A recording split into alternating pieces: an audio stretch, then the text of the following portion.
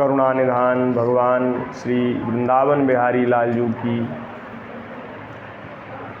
अतिशय अहेतु की कृपा करुणा से श्रीमद् भागवत जी के एकादश स्कंद की कुछ चर्चा करने का सौभाग्य हमें प्राप्त हो रहा है।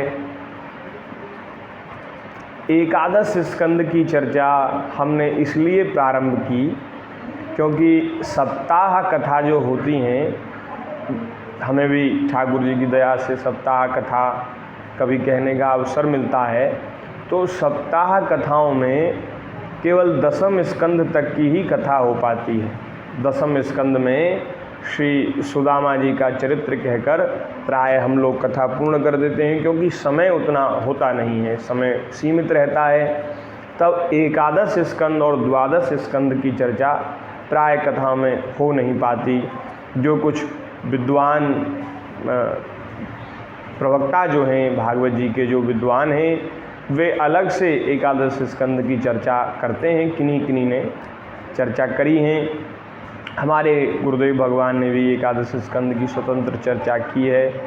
तो हम तो क्या है, हम तो कोई विद्वान तो हैं नहीं, ना कोई विद्वान हैं, ना कोई बहुत पढ़े लिखे हैं, हम तो साधारण गंवार आदमी हैं। और तो हम तो क्या है कि हम किसी को अपनी विद्वता तो दिखा नहीं, हम तो विद्वान हैं ही नहीं, और ना हमारी कथा विद्वता वाली है। हम तो कुछ चिंतन कर रहे हैं, भागवत जी का आनंद ले रहे हैं, रसास्वादन कर रहे हैं। अब कहने से क्या है, पाठ तो करते ही हैं, उसको श्लोकों को देखते हैं, अर्थ अनुसंधान करते, अर्थ को भी देखते हैं। अब कहने से क्या है कि विषय पक्का हो जाता है, मजबूत हो जाता है। तो ठाकुर जी की कृपा से, भगवत प्रेरणा से, कृपा से मन में ऐसी बात आई कि सप्ताह कथाओं में भी कुछ हम संक्षिप्त में चर्चा कर सकें। इसके लिए विषय एकदम हृदयंगम होना चाहिए, पक्का होना चाहिए, जिससे सप्ताह कथा में चर्चा थोड़ी बहुत जो आवश्यक चर्चा है वो की जा सके। तो इसलिए इसको कहने का प्रयास कर रहे हैं। तो आप सब कृपा करके सुन रहे हैं, ये आपकी उदारता है, ये आपकी सरलता है। बाकी हम तो सुनने योग्य हैं नहीं, हम तो ऐसे ही आनंद ले रहे हैं। और आप यदि लाभ ले पा रहे हैं तो बहुत आपकी ये कृपा है और आपका ये समय का सदुपयोग है। बाकी हम तो भगवान की कृपा से कुछ आनंद ले रहे हैं। रसास्वादन श्रीमद् भागवत जी के अत्यंत रसपूर्ण एकादश स्कंद का रसास्वादन कर रहे हैं। ये एकादश स्कंद हमने महाराज जी के मुख से एक बार सुना कि श्रीमद् भगवद गीता के जो 18 अध्याय हैं, उन श्रीमद् भगवद गीता की बृहद व्याख्या, उनका ही व्याख्यान इस एकादश स्कंद के रूप में है। यहाँ ये नवयोगीश्वर संवाद के बाद श्री कृष्ण उद्धव संवाद प्रारंभ होगा। भगवान श्री कृष्ण उद्धव जी को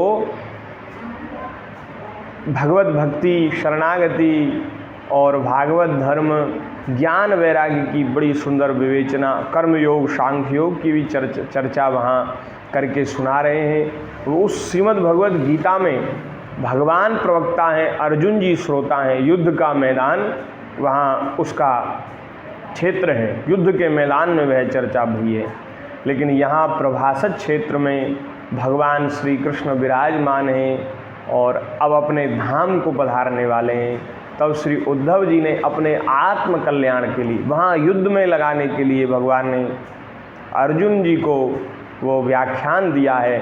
और यहाँ आत्म कल्याण के लिए जिज्ञासु श्री उद्धव जी को श्रीमद् भागवत जी के एकादश स्कंद में भगवान श्री कृष्ण ने उपदेश दिया है। बड़ा सुंदर प्रवचन है, उसका भी रसास्वादन भगवत कृपा से हम करेंगे। भगवान की बड़ी कृपा है, हमारे ऊपर तो बड़ी विशेष कृपा है, जो हमें समय दे रखा है ठाकुर जी ने कि हम कुछ बैठ करके श्रीमद् भागवत जी का रसास्वादन कर पा रहे हैं। कहने से पहले भी कुछ घंटा, आध घंटा पहले हम कुछ देखते हैं और उसका चिंतन करते हैं, विचार करते हैं, तब कहने का प्रयास करते हैं। ठाकुर जी की बड़ी कृपा है। नहीं तो आज का समय जो है वो बड़ा भारी व्यस्तता का समय है। किसी से पूछिए, सब लोग व्यस्त हैं। बोले कहाँ हैं महाराज, कैसे हैं? बोले व्यस्त हैं, हमसे बात मत करो भैया, हमारे पास टाइम नहीं। सब लोग व्यस्त हैं। ये भाग दौड़ भरी ज़िंदगी, ये दुनिया न जाने कहाँ भाग रही है, कहाँ दौड़ रही है। अब यातायात के साधन भी इतने अच्छे हो गए, रेल मार्ग, थल मार्ग, जल मार्ग और फिर हवा मार्ग, सबसे लोग खूब शीघ्रता से एक स्थान से दूसरे स्थान तक पहुंच जाते हैं। लेकिन फिर भी लोगों के पास समय नहीं है, न जाने समय कहाँ जाता है। हम लोगों के पास प्राय समय नहीं है। भगवान की ऐसी कृपा है जो हमें ठाकुर जी ने समय दे रखा है। कोई विशेष हमारे पास काम नहीं, ऐसी आनंद ले रहे हैं। ठाकुर जी की अच्छी करुणा है। तो भागवत जी के एकादश स्कंद की चर्चा हम प्रारंभ कर रहे हैं। बोलिए भक्त वत्सल भगवान की जय। श्री महाराज परम भागवत महाराज निमि जी के पूछने पर भागवत धर्म और भक्तों के लक्षण, ये प्रश्न उन्होंने पूछे। इनका समाधान कवि जी ने और हरि जी ने किया। अब तीसरा प्रश्न श्री राजा निमि जी पूछ रहे हैं। राजा कह रहे हैं कि हे योगीश्वरों, हे महात्माओं, आप हमें माया का स्वरूप बताइए। माया कैसी होती है, माया का स्वरूप क्या है? ये माया जो है बड़े बड़े मायावियों को भी मोहित कर देती है। भगवान विष्णु की माया, इसे कोई पहचान नहीं पाता। और आप कहते हैं कि भक्त जो है माया से तर जाते हैं, तो इसको पार करना बड़ा कठिन है। मैं आपसे पूछना चाहता हूँ कि ये माया का स्वरूप क्या है, आप कृपा करके कहिए। और बड़ी सुंदर बात कह रहे हैं, हे योगीश्वरों, मैं एक मृत्यु का शिकार मनुष्य हूँ। हम सब मृत्यु के शिकार हैं, निश्चित रूप से हम सब मरने वाले हैं। मृत्यु अवश्यंभावी है, जन्म हुआ है तो मरना जरूर है, मरेंगे। हम सब मृत्यु के ग्रास हैं। संसार के तरह तरह के तापों से निरंतर तप्त हैं। उन तापों ने हमको निरंतर तपा रखा है। आप लोग जो भगवान की कथा अमृत का मुझे पान करा रहे हैं, इस कथा अमृत से मेरी तृप्ति नहीं हो रही है। मेरी जो जलन है, मेरा जो ताप है, वो शांत होता जा रहा है और मैं तृप्त नहीं हो पा रहा हूँ महाराज। मुझे बहुत शीतलता का अनुभव हो रहा है। ये जो भगवान की कथा है, ये ही तीनों तापों को मिटाने की औषधि है, एकमात्र यही औषधि है। वाह, बड़ी सुंदर बात आई। यही ऐसी ही बातें महाराज बड़ी सुख देने वाली हैं। हम लोग तीनों तापों से जल रहे हैं और ये तीनों ताप कैसे शांत होंगे? बोले भैया, भगवान के कथा रूपी अमृत का निरंतर पान करने से। कथा गंगा में पड़ जाओ तो संसार जंगल में, दावानल में कितनी भी भयंकर आग लगी हो, आप जल में, सुंदर शीतल जल के सरोवर में कूद जाओ तो आग आपको जलाएगी नहीं। संसार में भी त्रिताप सबको जला रहे हैं। काम क्रोध की अग्नि लगी है, हम सब लोग जल रहे हैं। कौन बचा है? किसकी रक्षा हो पा रही है? जिसने भगवान के कथा अमृत का आश्रय ले रखा है। भगवान की कथा सरोवर में जो कूद गया वह तो महाराज बच गया, बाकी हम सब लोग जल रहे हैं। एकमात्र औषधि है। इसलिए भैया कथा अमृत का आस्वादन कीजिए, कथा अमृत का आश्रय लीजिए। इसलिए मैं आप लोगों की इस वाणी का सेवन करते करते तृप्त नहीं होता। अब आप मुझे कृपा करके कहिए माया का स्वरूप क्या है? तब श्री उन योगीश्वरों में, नव योगीश्वरों में तीसरे योगीश्वर श्री अंतरिक्ष जी ने कहा। अंतरिक्ष जी बोले कि भैया, ये भगवान की जो माया है, ये त्रिगुणमयी है। ये सतोगुणी, रजोगुणी, तमोगुणी रूप से त्रिगुणमयी है। और ये संसार की सृष्टि, इस सृष्टि की उत्पन्न करने वाली और इसका पालन करने वाली, स्थिति करने वाली और इसका संहार प्रलय करने वाली ये त्रिगुणमयी माया है। भगवान माया का आश्रय लेकर इस संसार को उत्पन्न करते हैं, सृष्टि करते हैं। सृष्टि करने का काम भगवान करते हैं, ये भी भगवान की माया है, और फिर इस सृष्टि का जगत का पालन करते हैं, ये भी माया, और फिर समय आने पर संहार कर देते हैं, ये भी भगवान की माया है।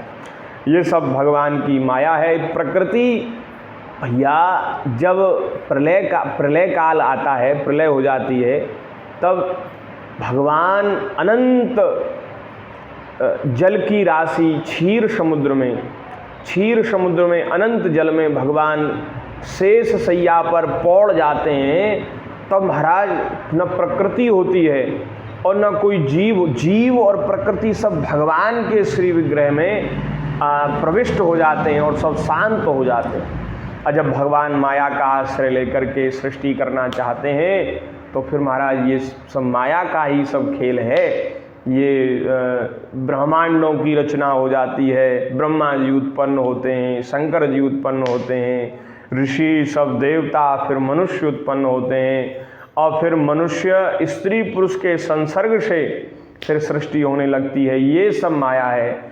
और जैसे ही माता के गर्भ से किसी जीव का जन्म होता है, जीव प्रकट होता है, तो जीव प्रकट होते ही उसको माया घेर लेती, लपेट लेती है।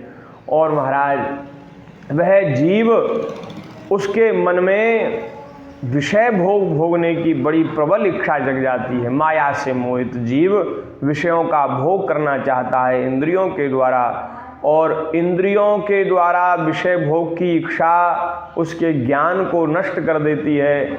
नाना प्रकार के अनर्थ वह भोगने की इच्छा से करता है। सुख सुविधा में रहें, भोग भोगें, इसलिए वो बहुत प्रकार के अधर्म करता है, पाप करता है, और आसक्ति पूर्वक कर्मों का अनुष्ठान कर्म करता है। आसक्ति पूर्वक कर्म करता है, सकाम कर्म करता है, तो वह शुभ और अशुभ कर्म के फल का भागी हो जाता है।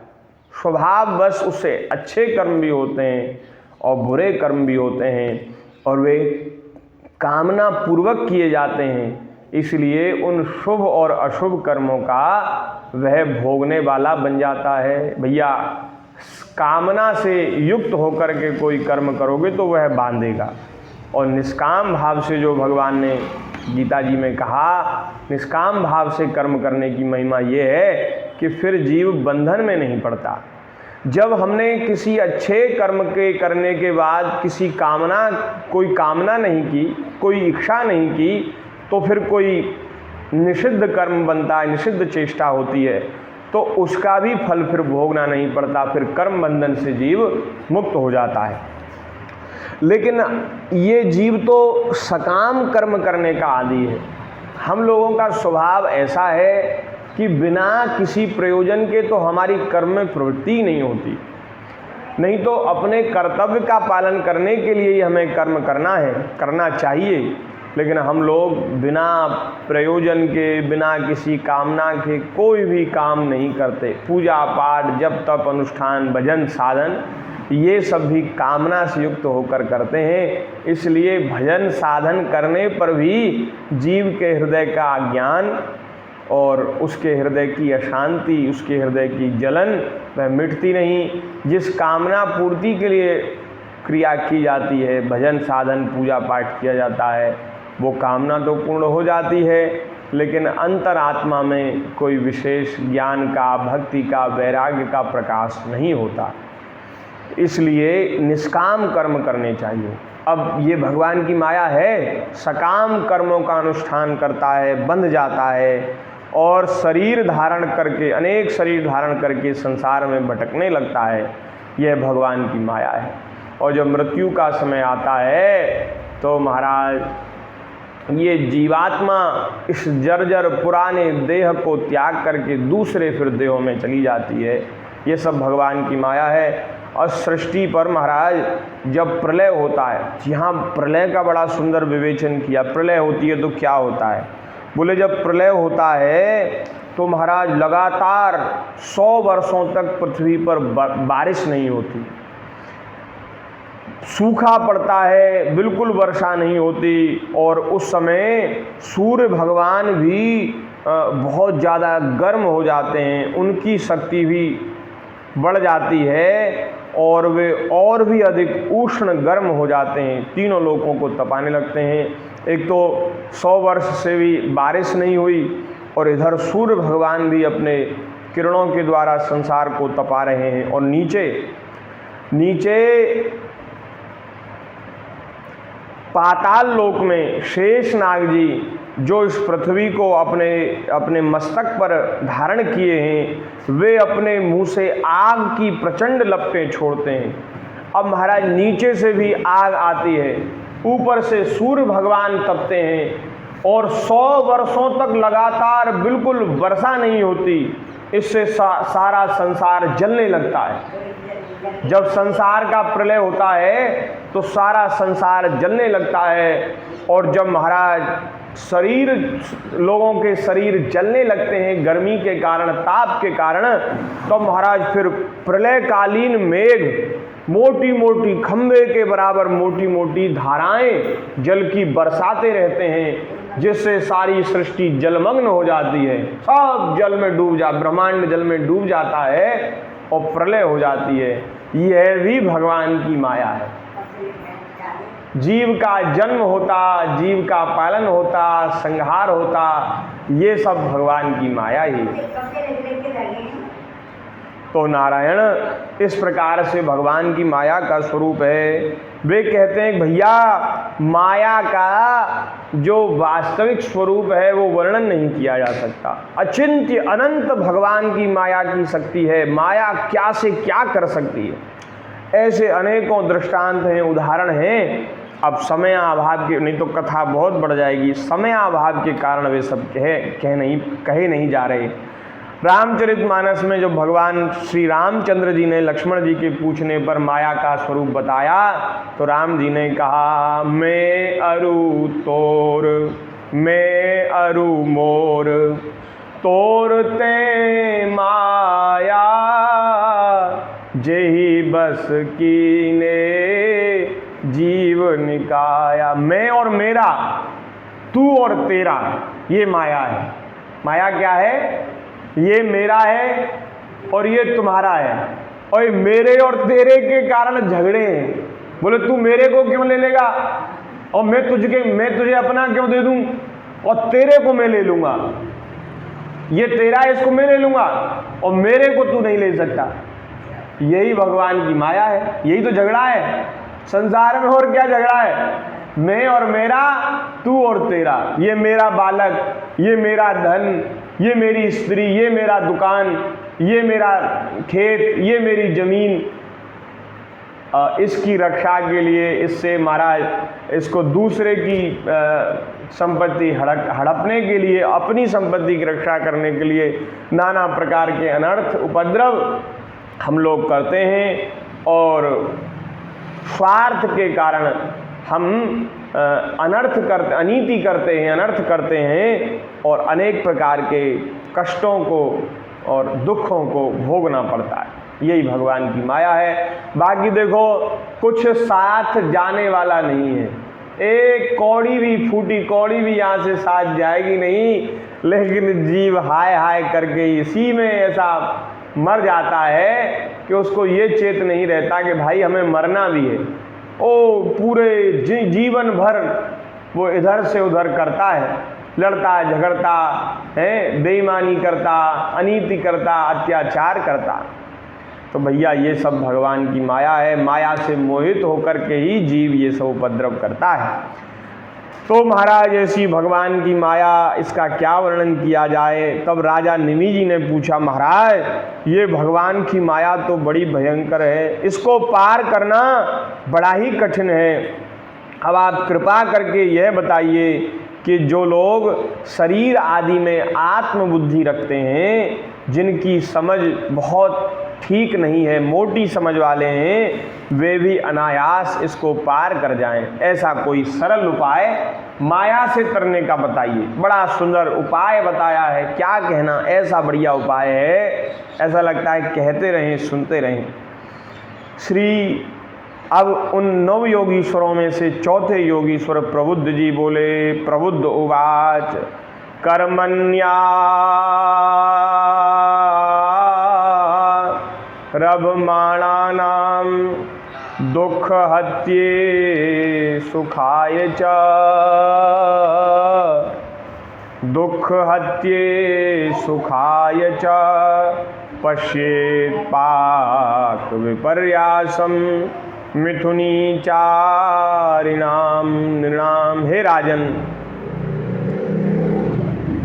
भगवान की माया से तरने का उपाय क्या है, ये पूछा निमि जी ने।